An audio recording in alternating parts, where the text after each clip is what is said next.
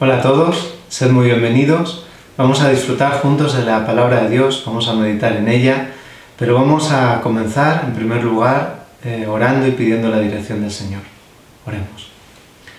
Señor y Padre que estás en los cielos, te damos las gracias por todas las bendiciones que tú nos das, porque tú, Señor, nos has llamado a vivir conforme a tu voluntad, a seguir creciendo en todas las cosas, Señor, y a que con tu fuerza y con tu poder podemos seguir entendiendo cada vez más los planes que tú tienes para cada uno de nosotros. Queremos pedirte, Señor, que tú nos acompañes ahora, en el momento en el que abrimos tu palabra, y que pueda ser, Señor, con cada persona que recibe este mensaje. Por Jesús te lo pedimos todo esto. Amén. Hace unos días leía acerca de la vida de Ángel Saint-Brieuc, una persona que ya murió, pero que sin lugar a dudas su historia es muy inspiradora. Él fue un diplomático español que fue embajador en Hungría en el periodo de la Segunda Guerra Mundial. Nació en 1910 y murió en 1980, naciendo en Zaragoza y murió en la ciudad de Roma. Y Ángel Saint-Brieuc, ese diplomático, como tantos otros, pues estuvo en un momento muy difícil de la historia, como fue la Segunda Guerra Mundial, y a él se le llegó a llamar el Ángel de Budapest. Se le llamó así porque durante la etapa que él estuvo, pues se dice que junto también con su compañero, un comerciante italiano llamado Giorgio Perlasca, junto con él, pues salvaron la vida de aproximadamente 5.200 judíos. Tal vez muchos sabréis que España no fue país combatiente en la Segunda Guerra Mundial, pero lo que hizo en ese momento, en esa situación, Ángel Sanz, fue usar una antigua ley que dictó Primo de Rivera en 1924, que decía que los judíos sefardíes, es decir, aquellos judíos que fueron expulsados de España finalmente en 1492, pues decía, los judíos sefardíes pueden ser considerados ciudadanos españoles. Y como ciudadanos españoles, pues entonces él usó eso para otorgar visados, y en principio lo hacía con judíos que podían acreditar que eran sefardíes, ¿no? Pero llegó un momento donde él, cuando entendió el destino que tenían los judíos, cómo eran llevados a campo de concentración y eran allí finalmente exterminados, pues se dio cuenta que tenía que salvar a muchos más. Y no solo a los sefardíes, sino que se preocupó de otros judíos, de poder alojarlos en casas seguras, darles estos salvoconductos para que pudieran preservar su vida. Es muy sorprendente, ¿no?, la vida de Ángel Saint-Brieuc, una persona que en una situación donde él, como diplomático, podía haberse quedado en medio, no haberse implicado, pero sin embargo, ante la ocupación alemana en Hungría y ver lo que estaba pasando con los judíos, no quiso quedarse indiferente ante esa situación. Actualmente en Budapest, en uno de los parques, hay un gran monumento que ensalza su vida y su nombre, y al final del monumento hay un versículo que se encuentra en Levítico capítulo 19, versículo 16. Dice así: no te quedes con los brazos cruzados cuando la vida de tu prójimo corre peligro. Yo, el Señor. No te quedes con los brazos cruzados. Y eso es precisamente lo que él hizo. No se quedó con los brazos cruzados, no mantuvo una posición equidistante, sino que se arriesgó para poder salvar la vida de estas personas. Posteriormente, en 1989, ya él había muerto en 1980, el Estado de Israel le dio una condecoración, y es que lo incluyó dentro de lo que los judíos llaman justo entre las naciones, ¿no? ¿Qué son los justos entre las naciones? Pues es un reconocimiento que tienen los judíos para aquellas personas que, sin ser judías o ser extranjeras, han hecho cosas en su vida que son dignas de alabar y de reconocimiento. Y ellos tienen el concepto de que, aunque no son judíos, Dios de alguna manera los recompensará por aquellos actos que han mostrado, por esa nobleza que ha habido en sus vidas. Con todo lo inspirador que es esta historia, nosotros como cristianos sabemos de que la justicia en términos absolutos no reside en el ser humano. Y tenemos muy claro lo que dice Pablo en Romanos 3:10, que dice que como está escrito, no hay justo ni aun uno.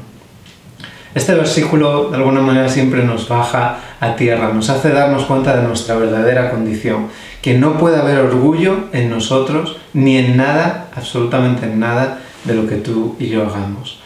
Y a través de este versículo vislumbramos la grandeza de la salvación, el darnos cuenta de que no se trata de la justicia que yo logro por mi vida, sino de la justicia que el Señor ya ha logrado, de lo que Él ha hecho por ti y por mí y que nos ofrece de manera gratuita. Por tanto, no es algo que alcanzamos por nuestros medios, sino por lo que el Señor ha hecho. Dios es justo y en su amor nos ofrece también su justicia a ti y a mí. Eso es ni más ni menos que el regalo de la salvación. Ese regalo tan impresionante que recibimos a través de Jesús. Por eso en la Biblia se habla con claridad de que Jesús es el justo. Y quisiera compartir con vosotros dos versículos acerca de esto. El primero se encuentra en Hechos, capítulo 7 y versículo 52. Hechos 7, 52. Dice así: ¿A cuál de los profetas no persiguieron vuestros padres? Y mataron a los que anunciaron de antemano la venida del justo, de quien vosotros ahora habéis sido entregadores y matadores. Los profetas habían hablado acerca de ¿quién? De la venida del justo, de aquel que realmente con propiedad sí que podemos decir, Él es justo. Ninguno de nosotros lo somos, ni podemos decirlo de ningún otro ser humano, únicamente de Jesús. Él realmente sí que es el justo. También quisiera compartiros en 1 de Juan capítulo 2, versículo 1, el siguiente versículo. Hijitos míos, estas cosas os escribo para que no pequéis, y si alguno hubiera pecado, abogado tenemos para con el Padre a Jesucristo el justo. También bonito, ¿no? Este pasaje que nos dice que ¿quién es el justo? Jesucristo. En Jesucristo el justo, ¿no? Él es en quien realmente reside este atributo. Él es el único justo y Él es el que nos da su justicia. Y la justicia es para Dios, sin lugar a dudas, es un atributo, no es algo que Él en determinados momentos hace, sino que forma parte de su naturaleza. De igual manera que el amor, de igual manera también que el perdón. Y cuando hablamos del amor de Dios, pues también decimos que Él lo que desea es que nosotros amemos, ¿no? Porque Él nos ama. Cuando hablamos del perdón, Dios es perdón, Él lo que desea es que nosotros también perdonemos. Por tanto, cuando reflexionamos acerca de que la justicia forma parte de la esencia, es un atributo de Dios, pues ¿cómo quiere Dios que vivamos tú y yo? Por supuesto, de manera justa, ¿no? Tratando de hacer justicia allá donde vayamos y en toda la situación en la que nos encontremos. El Señor lo que desea es que tú y yo no nos quedemos indiferentes ante las injusticias, que no estemos de brazos cruzados, que no tomamos nunca una actitud equidistante cuando hay una parte vulnerable, una parte que está siendo atacada, que está siendo dañada. Que, como dice el Levítico 19:16, que no nos quedemos de brazos cruzados cuando la vida de tu prójimo corre peligro. Incluso más, podríamos extrapolar este versículo no solo cuando la vida de alguien corre peligro, sino cuando está sometido cualquier persona a cualquier tipo de injusticia. No podemos quedarnos de brazos cruzados ante ello. Por eso me gustaría también compartiros un versículo que se encuentra en el Salmo 106, versículo 3. Dice así: Bienaventurados los que guardan el juicio, los que practican la justicia en todo tiempo. Es un versículo muy bonito porque nos dice que tú y yo somos felices cuando practicamos la justicia. Seremos bienaventurados, seremos felices cuando vivamos practicando la justicia, Pero qué bonito también que el detalle que aparece al final del versículo, en todo tiempo. Nosotros que somos a veces más de impulsos, de hacer cosas puntuales en un momento u otro, sin embargo el Señor lo que nos llama es a ser justos en todo tiempo, a practicar la justicia en todo momento y en todo tiempo. Este versículo, sin lugar a dudas, nos ayuda a entender que la indiferencia es pecado. Esto es así. Vamos a verlo en Santiago capítulo 4, versículo 17. Dice así: el que sabe hacer lo bueno y no lo hace, comete pecado. El que sabe hacer lo bueno y no lo hace, está cometiendo pecado. Es decir, si yo veo una injusticia a mi alrededor y me quedo de brazos cruzados, sé hacer algo bueno para ayudar en esa circunstancia, pero no hago nada, esa inacción, esa indiferencia es pecado.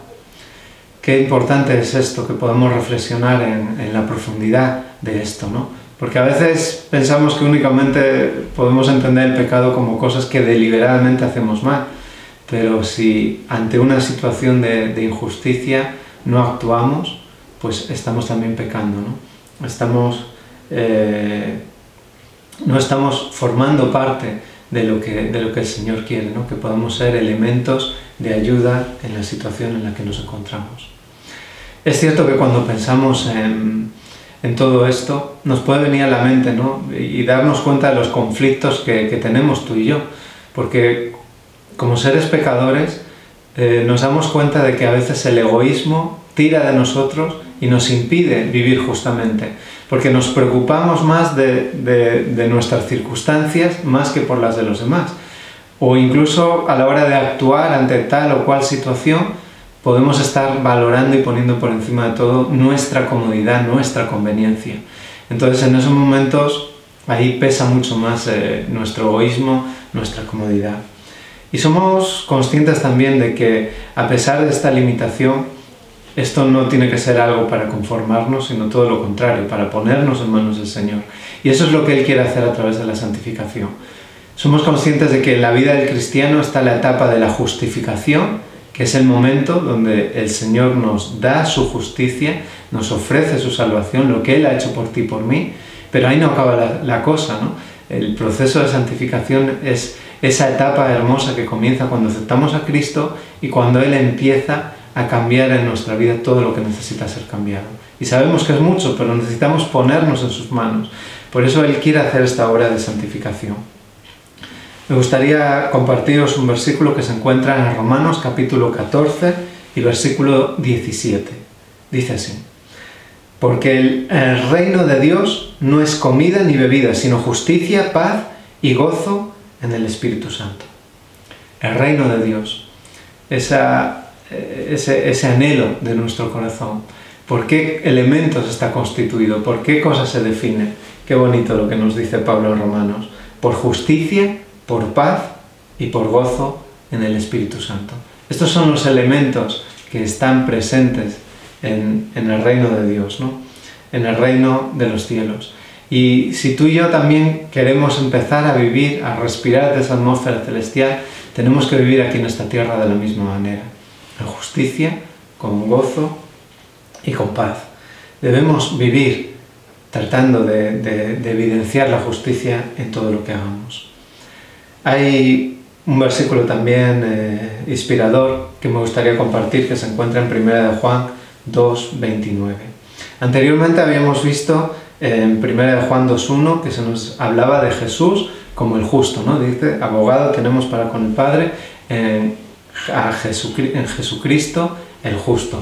Y un poquito más adelante en el versículo 29 dice así: si sabéis que Él es justo, sabed también que todo el que hace justicia es nacido de Él. Es decir, tenemos a Dios como el verdaderamente justo, ¿no? A Jesucristo, Él es el justo. Pero ¿cómo quiere Él que vivamos? Pues también practicando la justicia en todo momento. Y fijaos que aquí lo que vemos es que así es como se evidencia que hemos nacido de Él, ¿no? Es decir, tú y yo nos reconocemos como hijos de Dios, con ese nuevo nacimiento, cuando aspiramos también a vivir practicando la justicia en toda circunstancia. Un poquito más adelante, en 1 de Juan capítulo 3, versículo 10, se nos dice así: así distinguimos entre los hijos de Dios y los hijos del diablo. El que no practica la justicia no es hijo de Dios, ni tampoco lo es el que no ama a su hermano. Como veíamos, ¿no?, los atributos de Dios, lo que forma parte de su esencia y de su naturaleza, Él quiere que nosotros lo practiquemos en nuestra vida. Y de igual manera que, como dice que debemos amar a nuestros hermanos, ¿qué debemos hacer también? Practicar la justicia. Así nos reconocemos como hijos e hijas de Dios. Qué hermoso es este desafío que tú y yo tenemos. Cuán impotentes a veces nos sentimos, ¿no? Es cierto, pero tenemos que ser conscientes de que tu poder y mi poder están en el Señor. Que si nosotros le pedimos que Él ayude, el Señor moldee nuestro corazón, cada vez será un corazón no tan de piedra, sino un corazón de carne, un corazón sensible, capaz de sentir, de abrirse a las necesidades de los demás, de buscar el bien de los demás en vez de únicamente mi único bien, que es lo que a veces estamos constantemente mirando. El Señor quiere hacer esta obra en ti y en mí. Y la verdad que tal vez no nos encontremos en una situación como la que estuvo Ángel Sanz-Briz, que llegó a salvar, junto con otras personas, la vida de tantos judíos, ¿no? Pero de igual manera en nuestras vidas tenemos siempre ocasiones en las cuales practicar la justicia. Y a veces incluso cosas pequeñas, insignificantes a ojos de los demás, pero que pueden llegar a marcar una gran diferencia. Seamos conscientes del poder que el Señor nos ha dado, del tiempo, de las oportunidades, de las capacidades, de los dones y talentos que podemos usar para servir a los demás, para vivir de una manera más justa. Entendiendo también que estamos en este camino de crecimiento que llegará hasta el final. Me gustaría, por último, dejaros un versículo que se encuentra en Proverbios capítulo 4 y versículo 18. Dice así: mas la senda de los justos es como la luz de la aurora, que va en aumento hasta que el día es perfecto. Yo deseo que en tu vida y en mi vida cada vez tengamos más luz, es decir, que cada vez crezcamos más y más conforme a la voluntad de Dios, y que esa senda de los que el Señor nos llama justos, ¿no?, nos aplica esa justicia, pues sea precisamente recorrida cada día por ti y por mí, que vayamos creciendo, que vayamos en aumento, que vayamos disfrutando de todo lo que el Señor nos da, y que en tu vida y en mi vida podamos reflejar más y más a Cristo, podamos ser más y más justos en todo ámbito, en todo momento, como veíamos también en el Salmo. Que el Señor nos bendiga, y yo deseo que esa sea tu experiencia y la mía. Amén. Vamos a orar para pedir que esto pueda ser una realidad en cada uno de nosotros. Señor y Padre que estás en los cielos, te queremos dar las gracias por todas las bendiciones que tú nos das, porque tú, Señor, nos has llamado a vivir de manera justa, a no quedarnos indiferentes ante las injusticias que ocurren a nuestro alrededor, sino poder actuar, Señor, en la medida en la que tú nos has dado capacidades, dones, talentos y oportunidades. Yo te quiero pedir que tú seas con cada uno de nosotros y que podamos seguir creciendo junto contigo, que no nos conformemos, Señor, nunca donde estamos, sino que te miremos a ti y permitamos que tú hagas esa obra que quieres hacer en cada uno de nosotros. Acompáñanos, Señor, para que sigamos preparándonos para el encuentro contigo, para que podamos recibirte con alegría cuando tú vengas. Es por Jesús que te lo pedimos todo esto. Amén. Pues que así sea. Muchos saludos.